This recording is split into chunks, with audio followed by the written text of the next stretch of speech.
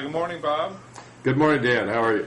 Good. First, I want to express my envy, not just because you have two good books out that have been nicely reviewed in the New York Times by me, among other places, but because you have the privilege of teaching at Cornell, which I refer to as heaven on earth. I was an undergraduate there in the 80s and still have not quite got over having to leave.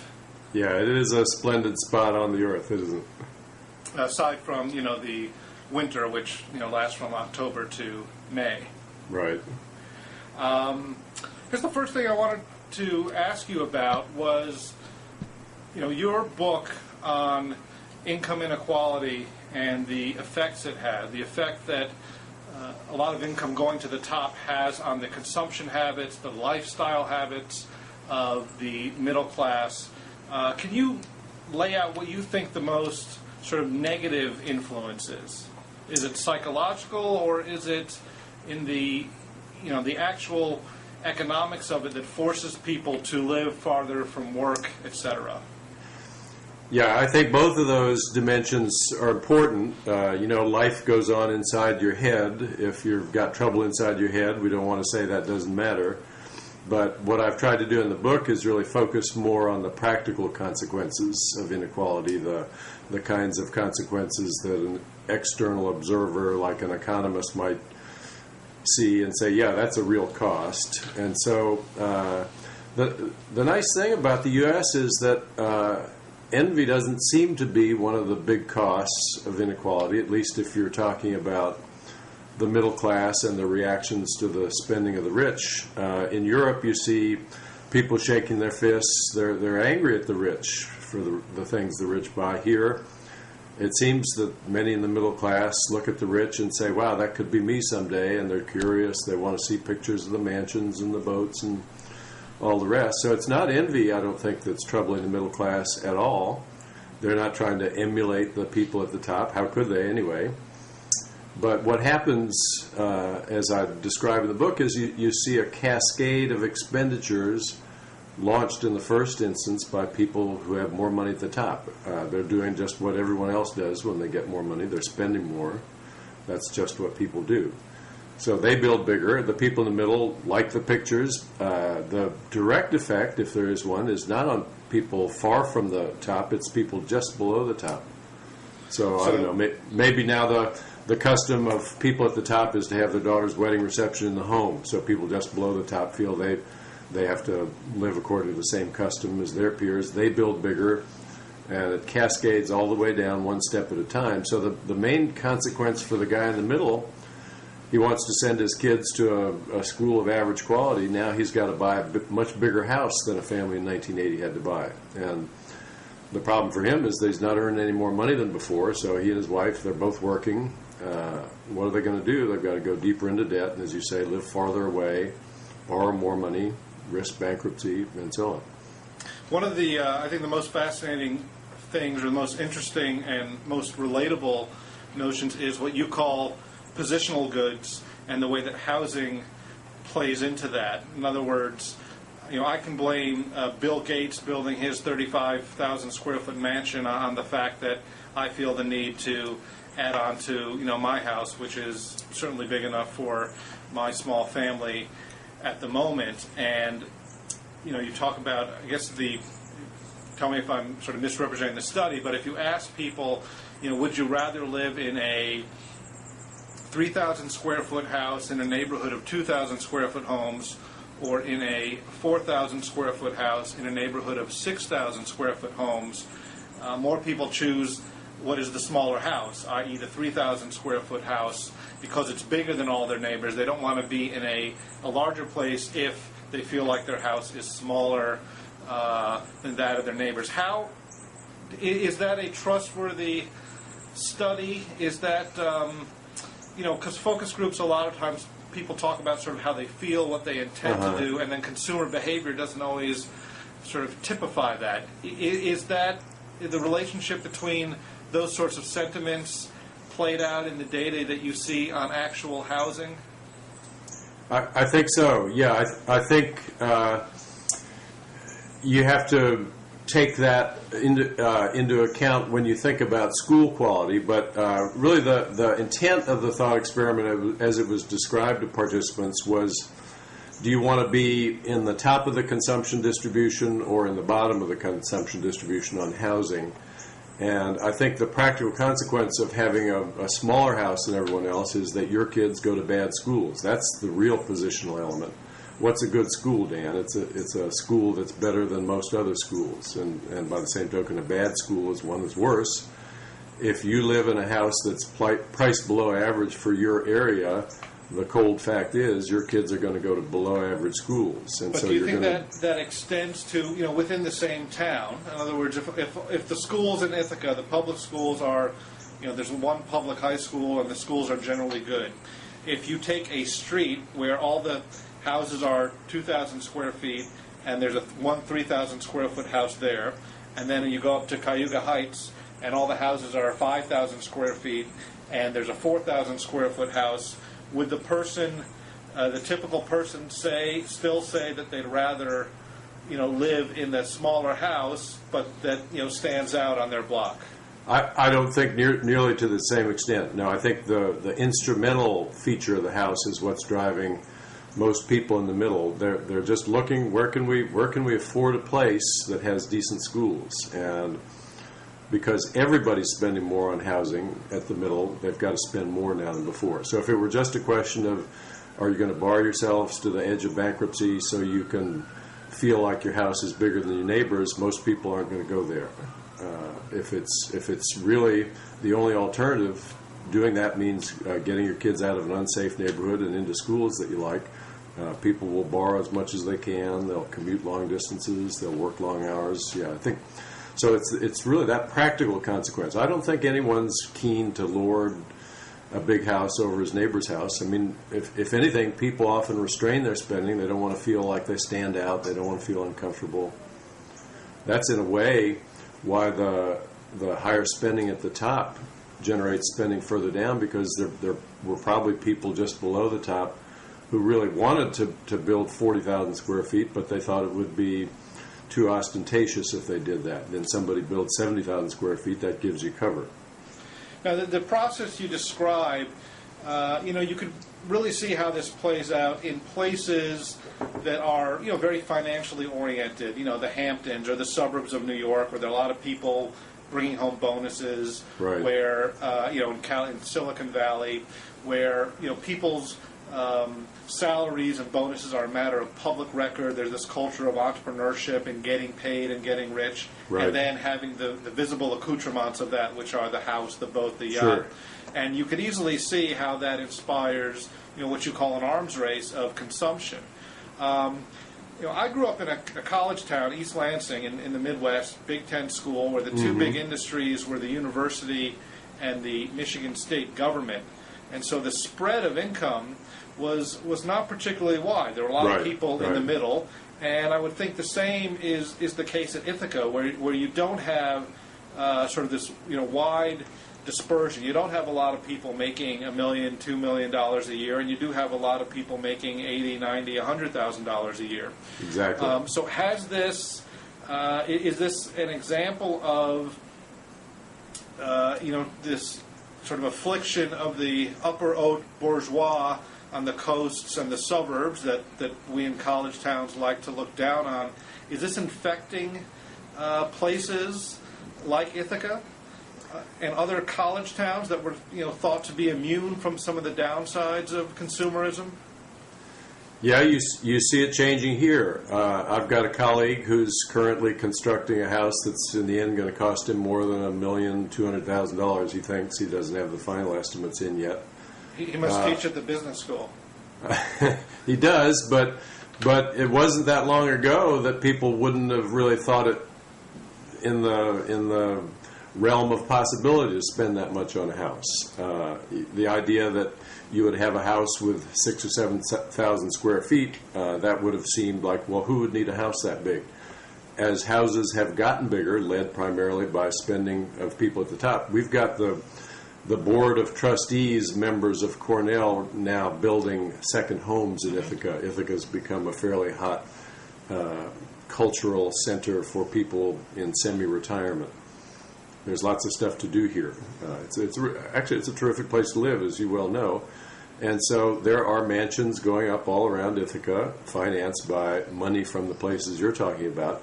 That sets a tone that influences what people below the top here feel they can consider building and not seem unreasonable, and then it cascades down. Sure, yeah, we're seeing. So this is really a baby boomer function, right? All these wealthy alumni, now in their 50s and 60s, approaching retirement, Right. putting up McMansions in the depressed hills of upstate New York.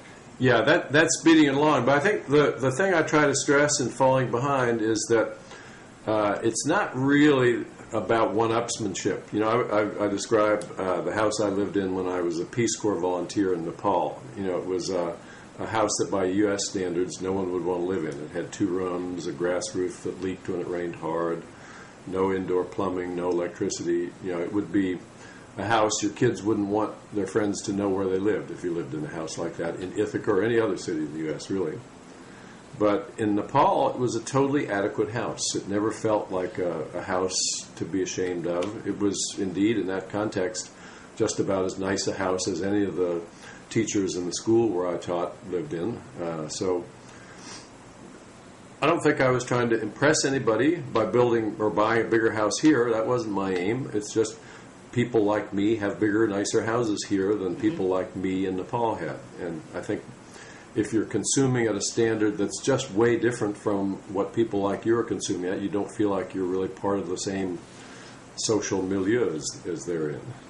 And what about other types of positional goods? Obviously, cars, maybe boats, but luxury goods generally have undergone an explosion in this country. And there's an interesting book by a couple of retail consultants. It was written a couple of years ago called Trading Up, and they followed that with something called Treasure Hunt. And I think their next book is called Wild Goose Chase. I'm not sure about that, but their whole theory is that the shopping today and the consumer today is more complex than simply high end, low end.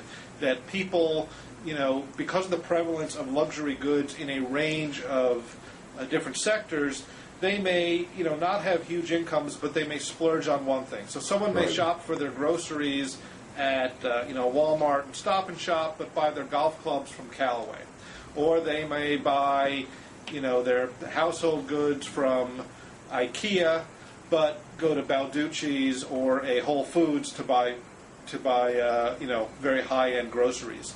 So you have all these kind of mass luxury goods where the consumer of them is not necessarily the person who makes $500,000 a year shopping at all of them, but a more middle-class consumer who is splurging on different, who may like to go to Tiffany for jewelry once in a while. Right. How has that, and we see this explosion of this everywhere, changed? Has that made those types of goods less positional? Yeah, it's not a stable outcome, the one you described. So if I'm trying to show off that I can afford a Gucci bag, and Gucci knows there are a lot of people who would like to do that, so they make available a down market version of their $6,000 handbag that ordinary people can afford, and so ordinary people go out and buy this bag in droves with the Gucci logo on it. The end result is that Gucci ceases to be a luxury item in people's minds. I mean, luxury is just inescapably a relative phenomenon. It's the thing that stands out from what everyone else has. And if everyone has it, then it's not going to be luxury for long. So I think, the thing you're describing really is happening. I think people do see short-run opportunities to make some quick cash by putting their brand name on a lot of down-market merchandise. There's, in fact, a new book out describing how luxury goods have become debased in just that way. And I think if people are looking for genuine signals or markers of distinction, status, position, call it what you will, those aren't going to be effective signals any longer. People are going to turn elsewhere. And the book you're talking about is, I think, Dana Thomas's Luxury? Yes. Is that what you're talking about? Yes. This is the Paris-based exactly. correspondent for Newsweek. Yeah, that's the one. how do you see this playing out with students? How long have you been at Cornell? You know what I've been at Cornell since 1972, and it's been a big change there, as we've seen in all the big universities. If you're competing for the best students, and the competition for the best students has really heated up in the last 20 years. When I first got to Cornell, nobody paid any attention at all to the U.S. News and World Report rankings. I'm not even sure if they existed then.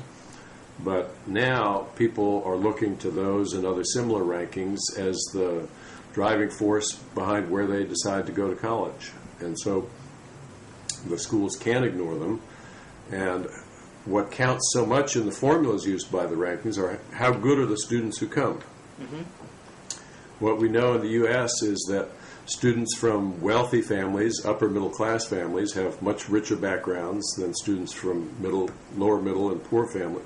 And so the students with the highest SAT scores, the richest menu of extracurricular activities on their records, those are disproportionately students from upmarket families. And so to attract those students, they've gotten used to a style of life that's really quite a bit higher than the middle-class family's style of life. And so the dormitory accommodations have had to be upgraded. We need gyms in each dorm, laundries in each dorm.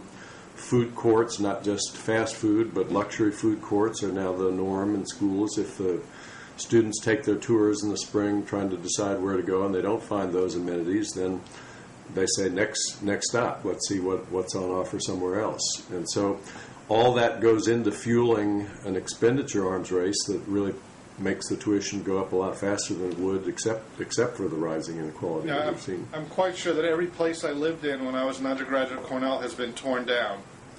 They've been tearing them down right and left, and I bet you had somebody sleeping in the same room when you went to Cornell. They don't do that anymore? That's much less common now. Single rooms are becoming rapidly the norm.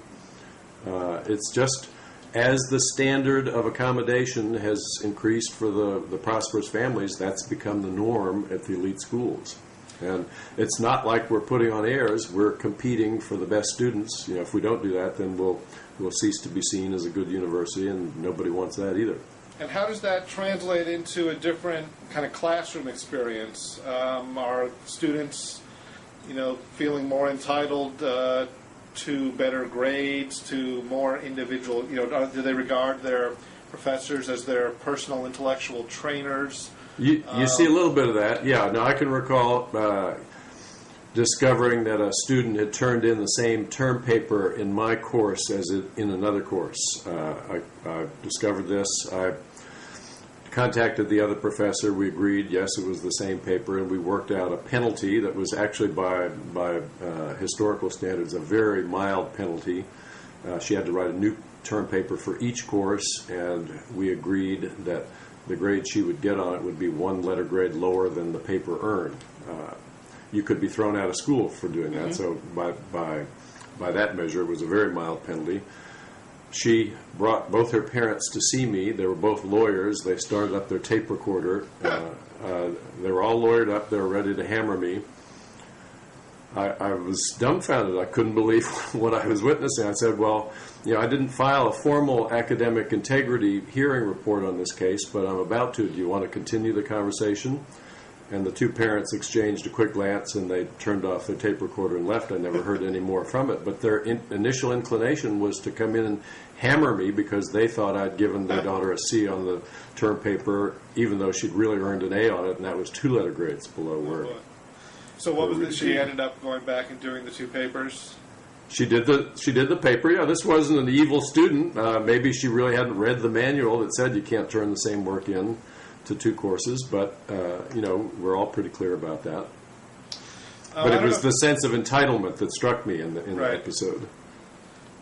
One of the, for every reaction, there's a counter reaction, and there has been a tradition that is virtually now gone of wealth being somewhat muted, dressing somewhat shabbily, the whole sort of shabby gentility of what used to be the East Coast WASP establishment, clearly now gone. But there was an article in the Wall Street Journal a while ago, and it was trying to coin a new acronym, and I think it was YARNS. I'm not sure what it stood for, but it was the notion of people who are extremely wealthy, virtually all of them self-made, but who are kind of self-consciously trying to not make their children feel as if they were, or they Right. weren't moving to 1,500 square foot homes. They were still living in huge mansions, but trying to figure out ways Right. to. And one of the sort of priceless anecdotes was, some fabulously rich software entrepreneur of some sort who hired a camp consultant who said that he didn't want to just send his daughter to a camp where there are a bunch of other rich kids and it costs a few $1,000s a week. He wanted this consultant to go and find a place where sort of real people go. Mm-hmm. So the consultant found a camp that cost, I think, $4,000 or $5,000 for the whole summer, and which he thought was downscale, but paid the consultant either $10,000 or $15,000 for the service. So you have to pay someone to find you a sort of downscale experience. Is that a sort of a fluke, or do you think that has cultural legs? That's priceless, is what it is. It's clear that many parents don't like the trend in the environment. They don't like to see the context shifting in ways that make students feel entitled and lack a sense of how you make it on your own. So I think the idea that parents would take such steps doesn't seem at all bizarre. And people whose time is that valuable, well, you think it's like the John Edwards haircut.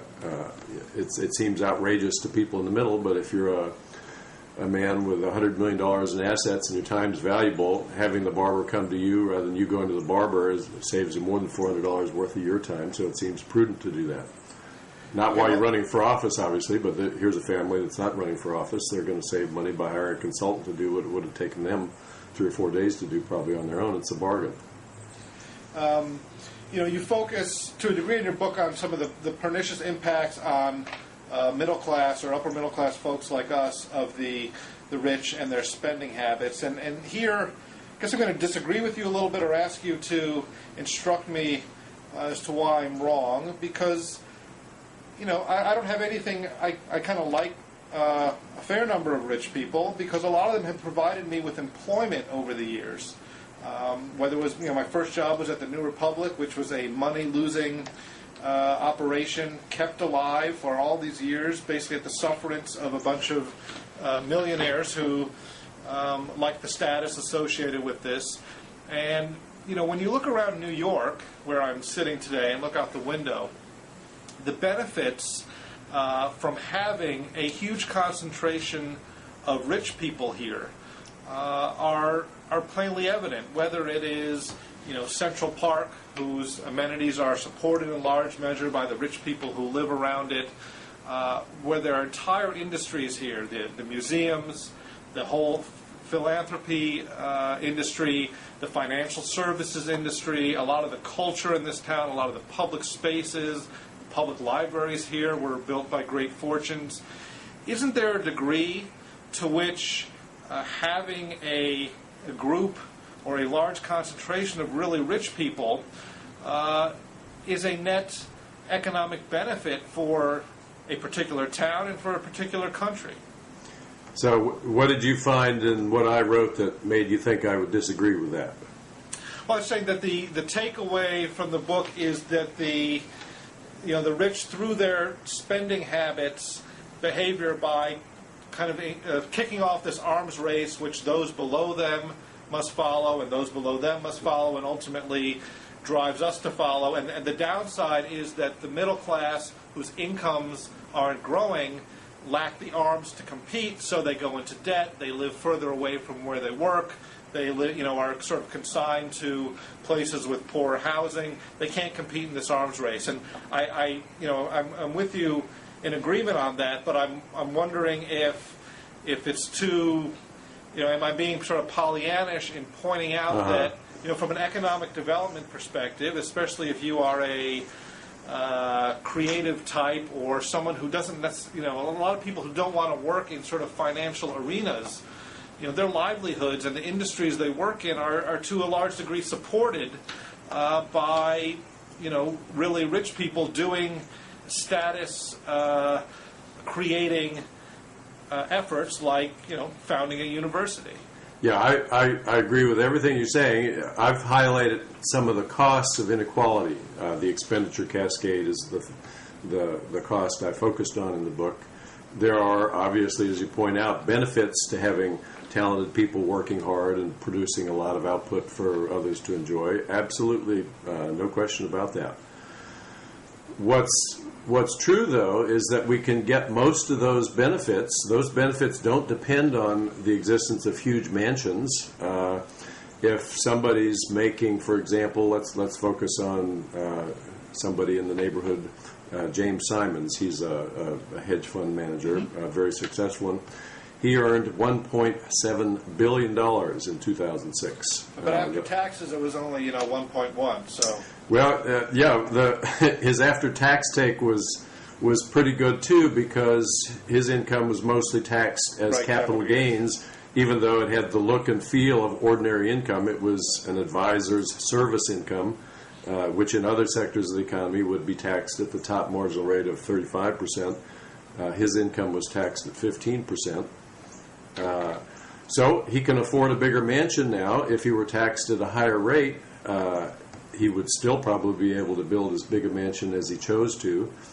But in the meantime, because we've cut taxes for people at that end of the income distribution, we've been in a position to have to cut back government expenditures on a variety of things that you and I and most people think of as real useful to have. I'll just mention a couple of examples. The Bush administration in a recent budget cycle cut the Energy Department's budget for rounding up loosely guarded nuclear materials in the former Soviet Union. They cut it by 8%. We're borrowing $800 billion from abroad now. The federal budget deficit's causing problems for the economy. We've got to cut spending, they say. Here was an administration that campaigned as champions of eliminating government waste. So what did they find to eliminate? You cut what you can, not what ought to be cut. You cut the budget for a program that's designed to help get terrorist targets under lock and key. Nuclear materials are exactly what they're looking to round up with this program. There are lots of terrorists who'd like to buy these materials. They're being guarded by former Soviet Union Army personnel who aren't paid regularly, who drink heavily, who have low fences around their installations. Why don't we want to round those up more quickly rather than more slowly? We're cutting the budget for that. We're cutting the budget for the National Science Foundation, even though our share of patents is declining.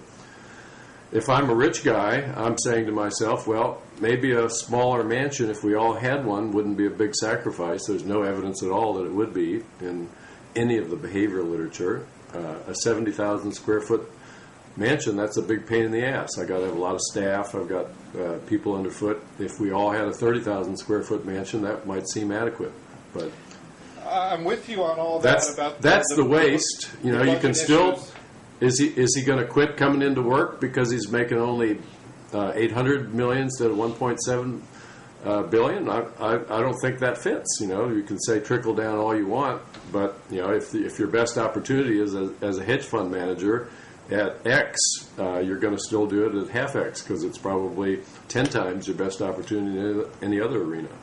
I'm totally with you on the tax issue, but I guess I'm a little skeptical that if we had those if we were taxing them at ordinary income rates or corporate income rates as we should be, that the government and this administration in particular would be making any more intelligent or any less foolish decisions about the allocation of resources. Yeah, don't think just in terms of this government. Look, this is a government that we're saddled with for a while longer. It's not the government for forever. We're going to have to decide what we want to do about universal health care. Every other society has a single-payer system. They spend, on average, half or two-thirds as much as we do and deliver, by every measure, better health care services to their citizens. We could do that. In order to do that, though, we would have to take a lot of money off the private expenditure side, mostly health insurance provided by private employers, and transfer that money somehow in the form of tax revenue into the government accounts, which would then be used to finance payments to healthcare providers. Which provides you got to have more tax revenue to do that. So Absolutely. we're going to have to, unless we want to stick with 47 million uninsured and everybody facing greater risk of bankruptcy year by year, they'll lose their policy and have an illness and just fall into financial ruin. We've got to deal with that problem. So at some point, we've got to tackle the question where the revenue comes from. There's really only one place there's any revenue to get. It's why you rob banks. That's where the money is. Why do you tax the rich? That's the only ones who can provide the revenue to fund these services that everybody feels we need. Which provides a great segue to this Census Bureau data that came out this week with the latest take on median income, on the rate of people with insurance. And, on the one level, I think the data is somewhat astonishing. On the other hand, it's kind of depressingly not surprising that 5 years plus into an economic expansion at a time when we're continually told that labor markets are weak, that the unemployment rate, for what it's worth, is at very low, that median wages are sort of barely budging, that late into this economic cycle, the percentage of people who are getting insurance through work is continuing to decline, I think in contrast to what we saw in the late 1990s, and that by a range of measures, workers are simply not benefiting from the expansion the way they should have been or would have benefited in expansion in the past. I'm presuming you saw the data. Was there anything in there that was surprising to you or stuck out to you, or was it about as expected? No, Phil Cook and I wrote a book, The Winner Take All Society, in 1995, and we said then that the forces that are driving market competition in the labor market are causing the rates of pay of people at the top to go up, the rates of pay of people in the middle to stagnate, and that's going to continue to get worse. There was a little bit of a slowdown in the trend right after 2001, but it's picked up just as we had forecast. And so, no, I wasn't surprised at that. And the whole model of employer-provided health insurance, that might have worked in the environment we were in the 50s when we really launched that way of doing it. But in a global market, when you've got U.S. companies competing with companies headquartered in countries where governments finance single-payer health insurance much more efficiently, that's a burden that the company can't take to the market. And so they're looking for ways to get out of that day by day. Benefits get cut. The employee contribution to the package is forced upwards. You get angry at the corporations for doing that, but it's not really their doing. It's that the model doesn't work in a globally competitive environment. You've got to switch models at this point. I think we're going to have to wind up in a couple of minutes because I have to, go out on Fifth Avenue and beg some hedge fund managers for a train fare home. But I think one of the tricky debates, the interesting debates about inequality is that there's a degree to which it's now gone global because you are seeing, in places like China, Mexico, Russia, India, gigantic new fortunes being minted at a time where there is some growth in the middle class and yet, really deeply impacted poverty. So that, now we can point to inequality as this sort of global trend. A lot of people throw up their hands and saying, look, it's happening in Europe, it's happening here, it's happening there. And I think there's been what I find a tendency among a lot of economists who say, this is about information technology, it's about free trade and globalization. But I happen to think that policy and politics have a fair amount to do with it, whether it's in the U.S. where we have certainly rejiggered the tax code in the last several years to favor capital over labor, whether it was in Russia where a lot of these fortunes were created by rigged privatizations, or in Mexico, which is home to the richest man in the world now, Carlos Slim Helú, who has made his money on a telephone monopoly. China, obviously, a lot of the very rich entrepreneurs owe their status in part to political or policy issues. Is there, can you quantify, and we talk about sort of the inequality in the U.S. and globally, it's 1/3 technology, it's 1/3 globalization, and it's 1/3, politics and policy and the efforts and the ability of the very rich to sort of rig the systems domestically in their favor. Can you kind of quantify that for me? Yeah, actually, Dan, I just this morning saw a graph. I can't remember what the source of it was. I'm going to track it down later today, but it was the graph was published on the blog Economist View. Yep. We're talking, what is it, August 31st today, so people can track it down just by going to the archive for August 31st on the Economist View blog. But it was a great encapsulation of what's been happening. The chart showed the pre-tax inequality in about 15 countries scattered all around the world, Scandinavian, European, Canada, U.S., others. And then it showed the post-tax inequality. And what was striking about the chart was our the pre-tax inequality wasn't that different across countries. So Sweden and the U.S., really the amount of pre-tax inequality was eerily the same here versus the U.S., but we had about 70% higher value of the Gini coefficient, the income inequality measure that's used conventionally by economists, was much, much higher in the United States than in Sweden for post-tax income. So the market incomes are spreading out in the way you describe in virtually every country. What's different about countries is the way policy leans in the face of the market movements. In most countries, when inequality is growing, policy leans against that wind. Here, we seem to be trying to reinforce the market's tendency to inequality. We're seeing the lion's share of the income gains go to the top of the economic pyramid. At the very same time, we're cutting taxes for people at the top of the economic pyramid. Nobody else is doing that. They're going to wonder when they write the history of this era, what on earth were they thinking in the U.S. to be doing that? There's no coherent explanation for that as a public policy posture. And I think on that cheery and optimistic note, we should conclude. Good talking with you, Dan. It's been a real pleasure. Yeah.